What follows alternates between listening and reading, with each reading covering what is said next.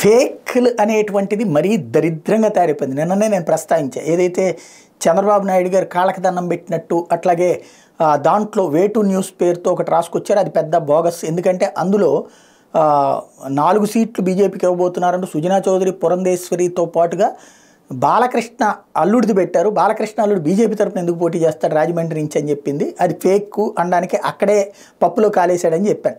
ఇప్పుడు అట్లాగే తెలుగుదేశం వాళ్ళు ఒకటి సృష్టించారు. ఏంటయ్యా అంటే తాజాగా యాత్ర 2కి ఖచ్చితంగా సినిమా థియేటర్లు వేయాలంటూ కలెక్టర్లకి ఆదేశాలు ఇచ్చారు చీఫ్ సెక్రటరీ. తీరా చూస్తే అందులో అది కనుక మనం ఫేక్దని ఎట్లా తెలుస్తుందంటే కరెక్ట్గా ఆ ఆర్డర్ మీదన నీలం సహాని చీఫ్ సెక్రటరీ ఉంది. నీలం సహాని ఎవరు?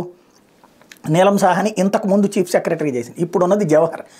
ఆవిడ పేరు మీద ఇచ్చారనేటప్పటికి ఇది ఫేక్ అన్నటువంటి విషయం. దీని మీద ఏంటి తెలుగుదేశం వాళ్ళు, ఇది నిజమైతే నీలాంటి పనికి మాలినోడు ఎక్కడ ఉండడు, జగన్ యాత్ర సినిమాకి థియేటర్ ఫుల్ చేయమని కలెక్టర్కి ఆదేశాలు ఇవ్వడం ఏంటి రైరదవా అంటూ వీళ్ళు పోస్టులు పెడితే దానికి సిగ్గు ఎగ్గు లేని పుటకలో ఆమె చీఫ్ సెక్రటరీగా ఉంది. ఎప్పుడు ఆమె రిటైర్ అయ్యి 2 ఏళ్ళు అవుతుంది, ఇప్పుడు ఉండే జవహర్ రెడ్డి కదా అంటూ వీళ్ళు రివర్స్లో బిగిన్ చేశారు. ఓవరాల్గా ఇది ప్రస్తుతం నడుస్తున్నది ఫేక్తో నిజాలని సమాధి చేస్తున్నారు సోషల్ మీడియా సాక్షిగా అన్నటువంటిది కనబడుతోంది.